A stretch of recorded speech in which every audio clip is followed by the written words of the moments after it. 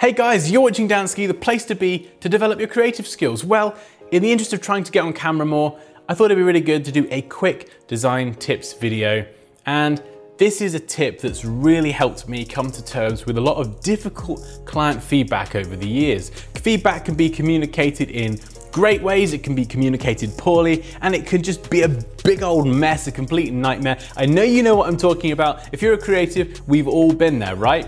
And this tip is something that just really helped me come to terms with that and produce awesome work and not get so passionately defensive about my creative work that I produced. So what I would do is on a project at the beginning, I take the brief and I read through it and I produce my best work to the brief, obviously, and I would then submit that. Now what I would do is that piece of work I submit is what I consider to be the best version of it that I've created. It's the one I'm most passionate about and it's the one that I'm going to keep.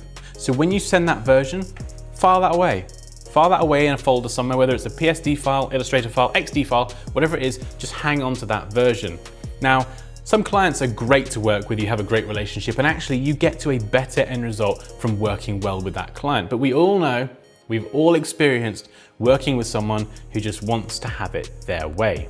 Even if it's to the detriment of the project and it actually makes the end result, whether it's a logo, a website, an app, whatever it is, it makes it worse. They want it their way, and that's fine, that's just the way it is. But if you keep that first version of the design that you've done, your baby, your special version that just looks amazing, exactly how you want it, then depending on who you're working for or where you work, you can then use that in your portfolio. You can hang on to that one as a reference. You can share that one on social media because as far as you're concerned, that is the best design that you created. Like I've worked on projects where I've gone through several rounds of feedback and the end result is something that I look at and go, yeah, I wouldn't want that in my portfolio. I don't want that in my portfolio.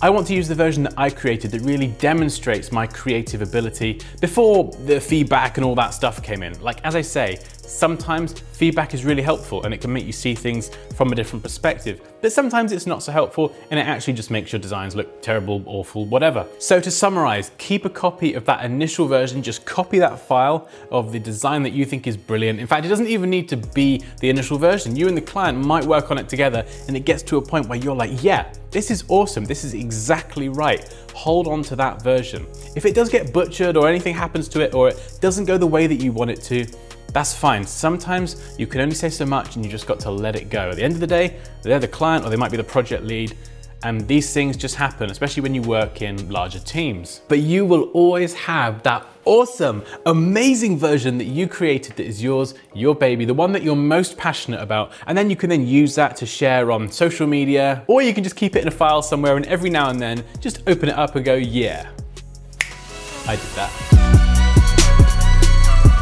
And it's just something that helps me become, I guess, less personally attached to how the end result, the end design looks. So I feel better in myself knowing that I've got that design there, and then I think I'm less defensive as a result. I still care about the project for sure, like I still want to give it 110%. But if the client wants to take it in a certain direction and that is just above me or beyond my control, then I've still got that design right there that I can look at, throw up on social media, whatever, I've got it saved somewhere.